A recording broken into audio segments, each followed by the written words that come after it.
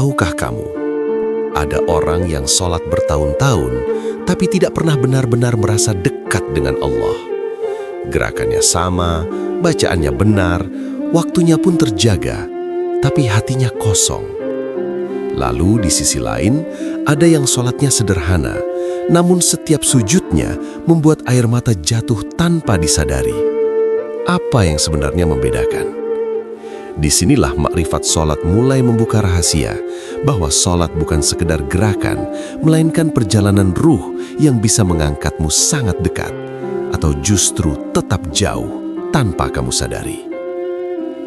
Kalau kamu merasa selama ini sholatmu masih terasa biasa saja, mungkin ini saatnya kita mulai memperbaiki bukan hanya gerakan, tapi juga menghadirkan hati.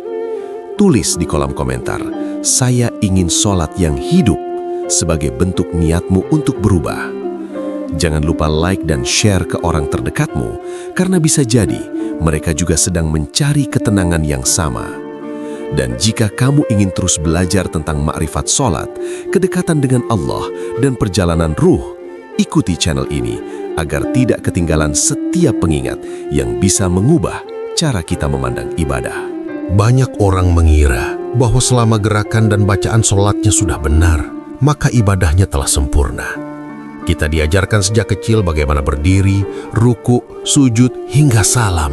Semua dilakukan dengan tertib, bahkan mungkin tanpa pernah tertinggal. Namun, pernahkah kita jujur pada diri sendiri? Apakah hati kita benar-benar hadir di dalamnya? Atau justru pikiran kita melayang kemana-mana, memikirkan urusan dunia, masalah hidup, atau hal-hal yang sama sekali tidak ada kaitannya dengan sholat yang sedang kita jalani? Disinilah letak perbedaan antara sholat yang hanya menjadi rutinitas dengan sholat yang menjadi perjalanan ruh. Secara lahir, mungkin tidak ada perbedaan yang terlihat.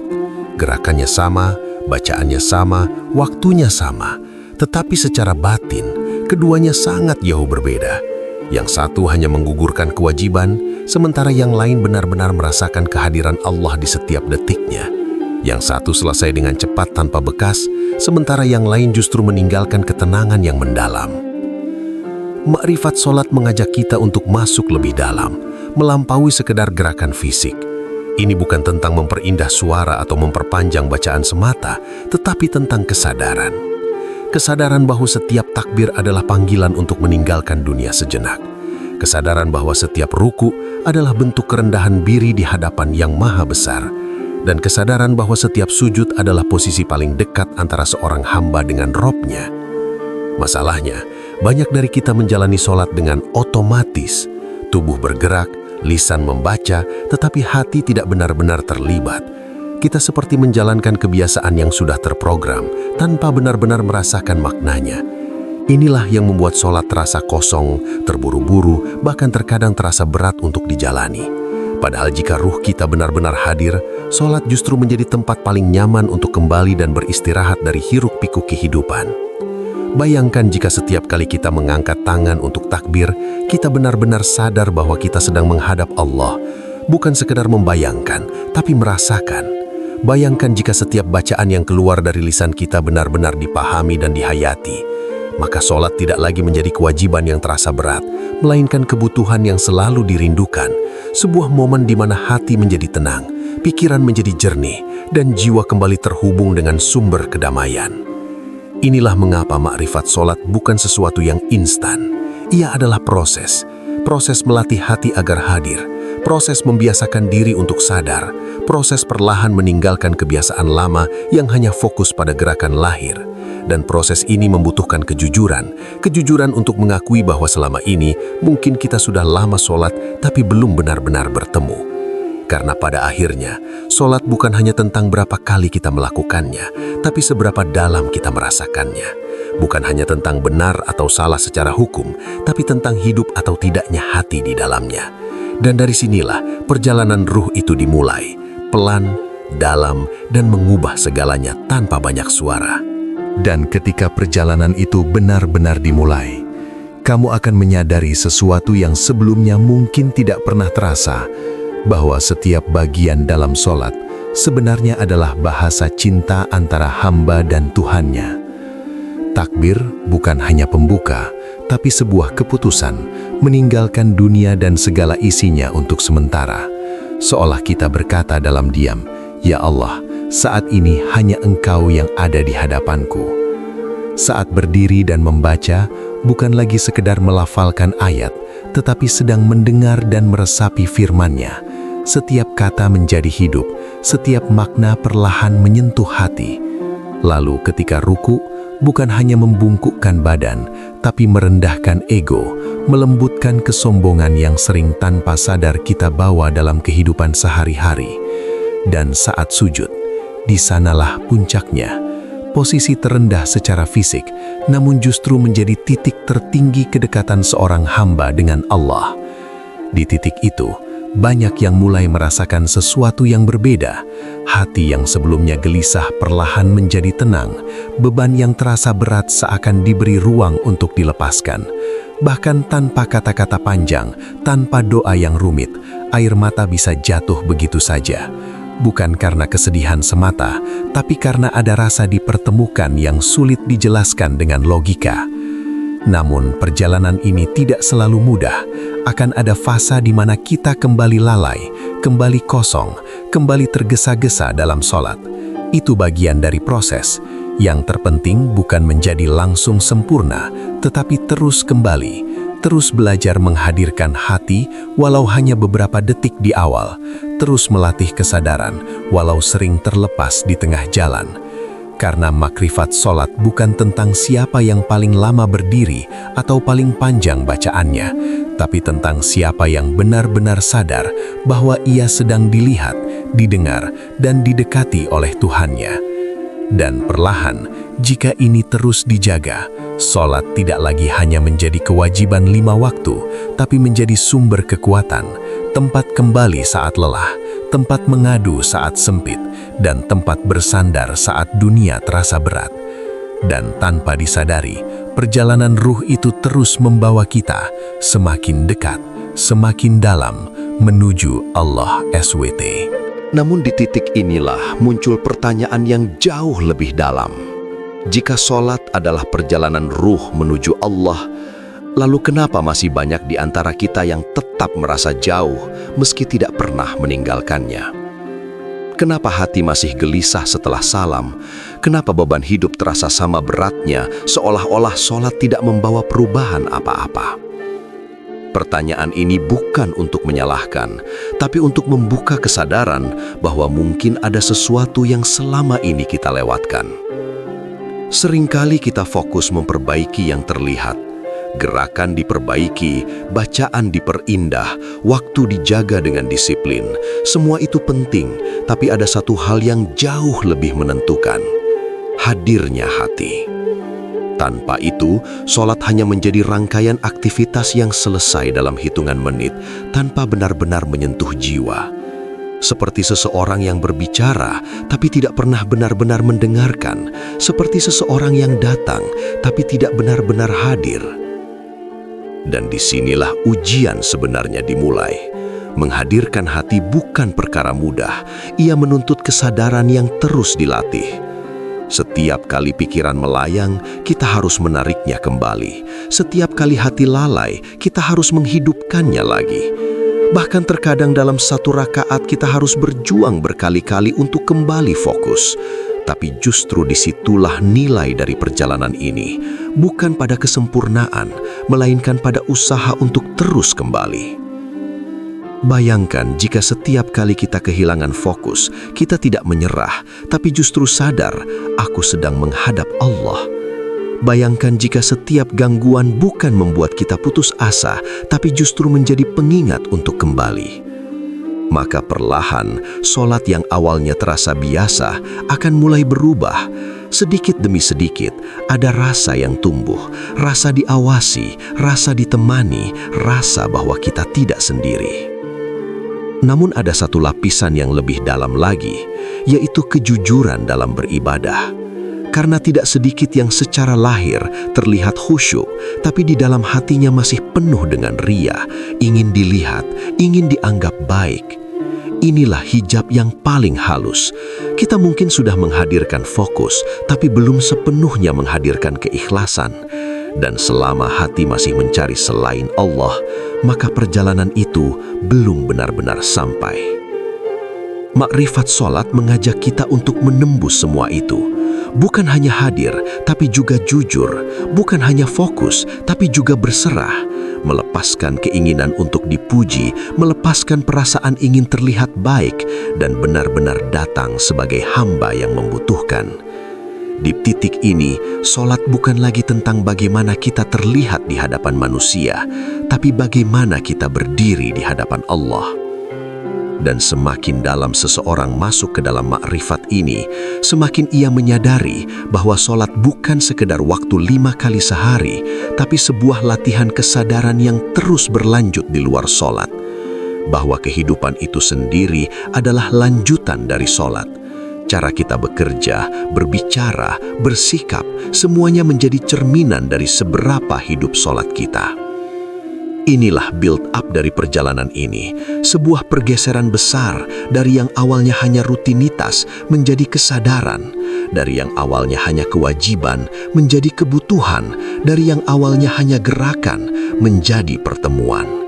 Dan ketika seseorang sudah mulai merasakan ini, ia tidak akan lagi bertanya, "Kenapa aku harus sholat?"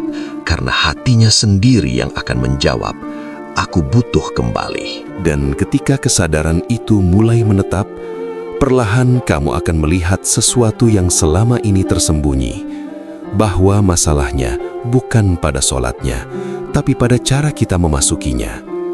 Kita sering datang dengan tubuh yang siap, tapi hati yang masih tertinggal di luar, terikat pada urusan dunia, dipenuhi kegelisahan, bahkan sibuk dengan hal-hal yang tidak kita lepaskan sebelum takbir.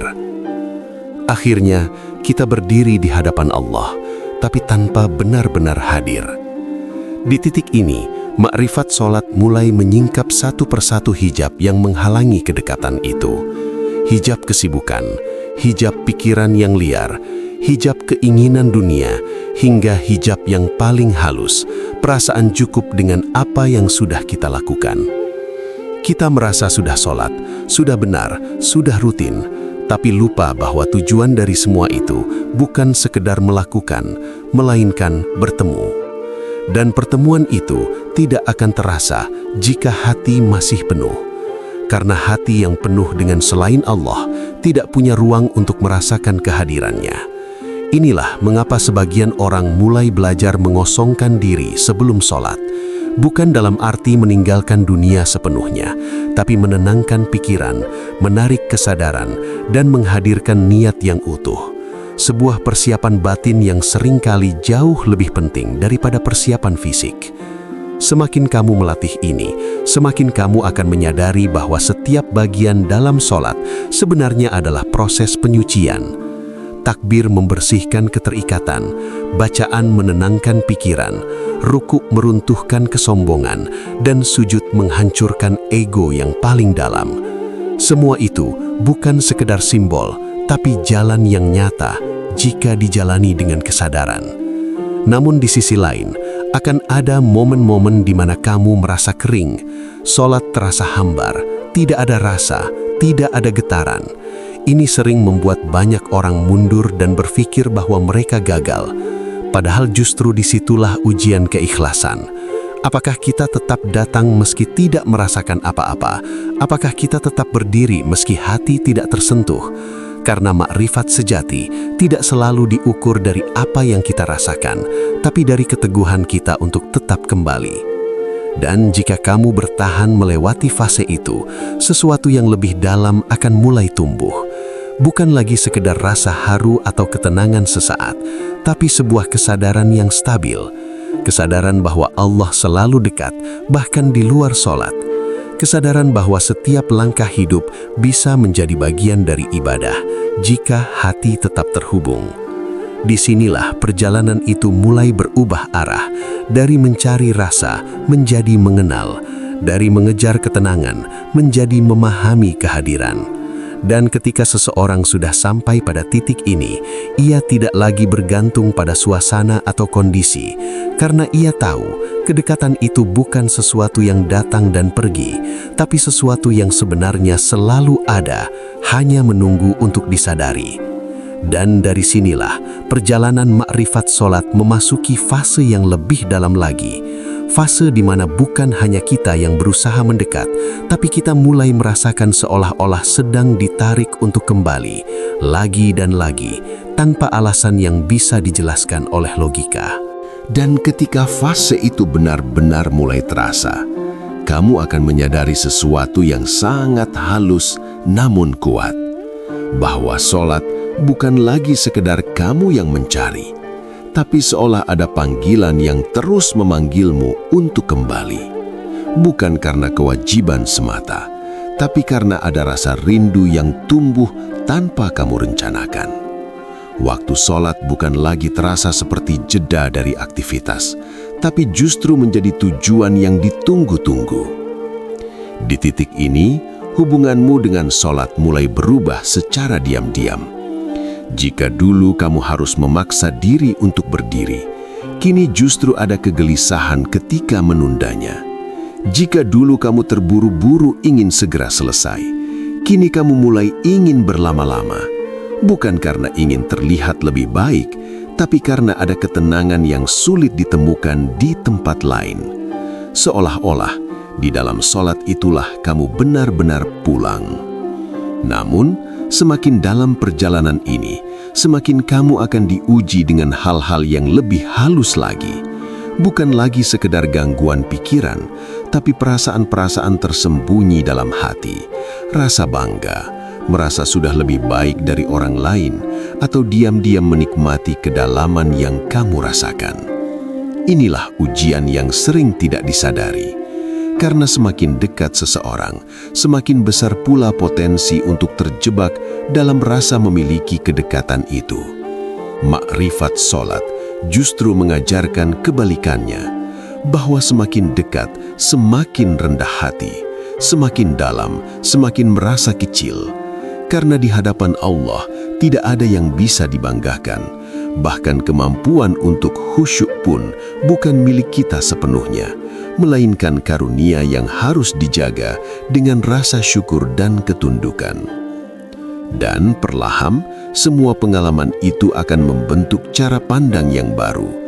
Kamu tidak lagi melihat solat sebagai ibadah yang berdiri sendiri, tapi sebagai pusat dari seluruh kehidupan.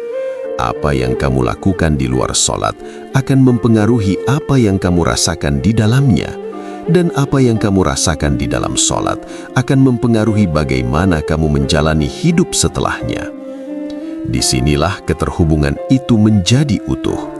Solat tidak lagi terpisah dari kehidupan, dan kehidupan tidak lagi jauh dari nilai-nilai solat.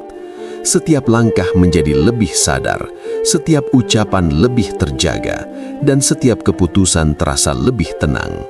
Bukan karena hidup menjadi tanpa masalah, tapi karena hatimu memiliki tempat untuk kembali, tempat yang selalu menerima, selalu menenangkan, dan selalu menguatkan.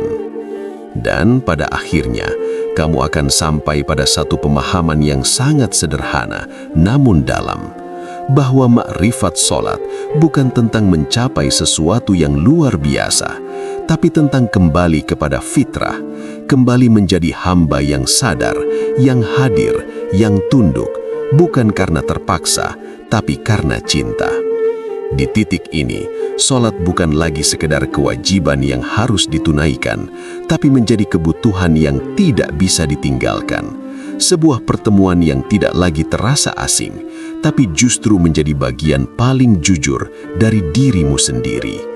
Dan dari sanalah, perjalanan ruh itu terus berjalan, tenang, dalam, dan semakin dekat menuju Allah SWT. Pada puncak perjalanan ini, kamu akan sampai pada satu kesadaran yang mengubah segalanya.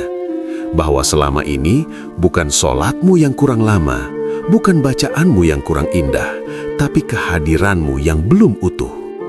Dan ketika kehadiran itu benar-benar terbangun, meski hanya dalam beberapa detik yang jujur, nilainya bisa jauh melampaui panjangnya ibadah tanpa rasa. Disinilah makrifat membuka rahasia terdalam. Allah tidak melihat seberapa banyak gerakanmu, tapi seberapa hadir hatimu. Di titik ini, sholat tidak lagi kamu jalani sebagai rutinitas, tapi sebagai pertemuan yang nyata. Setiap takbir terasa seperti mengetuk pintu langit. Setiap bacaan bukan lagi sekedar lafaz, tapi dialog yang hidup. Dan setiap sujud menjadi tempat di mana kamu benar-benar meletakkan dirimu, tanpa topeng, tanpa beban, tanpa kepura-puraan. Kamu datang apa adanya, dan justru disitulah kamu diterima sepenuhnya. Nilai terbesar dari ma'rifat sholat bukan hanya pada ketenangan yang kamu rasakan di dalamnya, tapi pada perubahan yang terjadi setelahnya. Hati yang dulu mudah gelisah menjadi lebih lapang, pikiran yang dulu penuh kekhawatiran menjadi lebih jernih, dan sikap yang dulu reaktif perlahan berubah menjadi lebih sabar dan bijak. Tanpa disadari, sholat yang hidup mulai menyentuh seluruh aspek kehidupanmu. Kamu mulai memahami bahwa setiap masalah tidak lagi harus dihadapi dengan kepanikan, karena kamu punya tempat untuk kembali. Kamu tidak lagi merasa sendirian, karena ada kesadaran bahwa Allah selalu dekat. Bahkan dalam diam, bahkan tanpa kata-kata, ada rasa ditemani yang tidak bisa dijelaskan oleh logika. Inilah kekuatan yang tidak terlihat, tapi sangat nyata bagi hati yang merasakannya. Dan pada titik terdalam, kamu akan menyadari satu hal yang sangat sederhana, namun mengguncang, bahwa selama ini kamu tidak sedang mencari Allah, tapi sebenarnya kamu sedang kembali kepadanya. Bahwa kedekatan itu bukan sesuatu yang harus diciptakan, tapi sesuatu yang sudah ada, hanya tertutup oleh kelalaian kita sendiri. Sholatlah yang membuka kembali jalan itu, perlahan, lembut, tapi pasti. Ma'rifat sholat juga mengajarkan bahwa tidak semua nilai bisa diukur dengan rasa. Terkadang kamu akan merasakan ketenangan, terkadang tidak. Terkadang kamu tersentuh, terkadang terasa biasa. Tapi nilai sejatinya bukan pada naik turunnya perasaan, melainkan pada konsistensi kehadiranmu. Karena justru dalam keadaan biasa, keikhlasan itu diuji. Apakah kamu tetap datang atau hanya mencari rasa?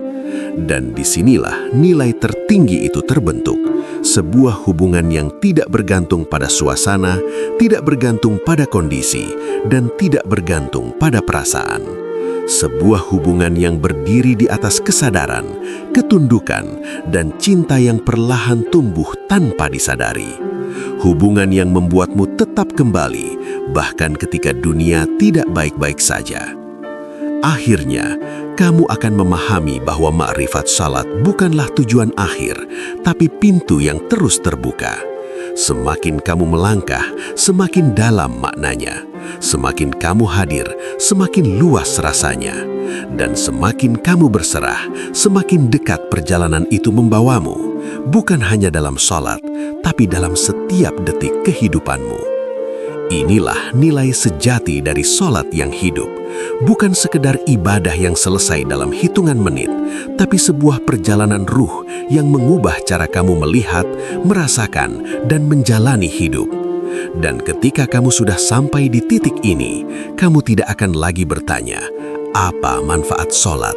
Karena hatimu sendiri telah menjadi bukti jawabannya. Dan ketika semua itu benar-benar menyatu dalam dirimu, kamu akan sampai pada satu titik yang paling jernih, di mana sholat tidak lagi terasa sebagai sesuatu yang kamu lakukan, tapi sebagai sesuatu yang menghidupkanmu. Ia bukan lagi aktivitas yang kamu jalankan 5 kali sehari, tapi menjadi sumber yang mengalirkan ketenangan, arah, dan kekuatan dalam setiap langkah hidupmu.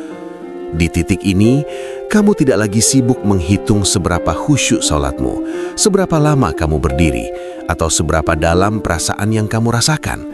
Karena semuanya telah melebur menjadi satu kesadaran yang utuh, bahwa kamu adalah hamba dan kamu sedang kembali.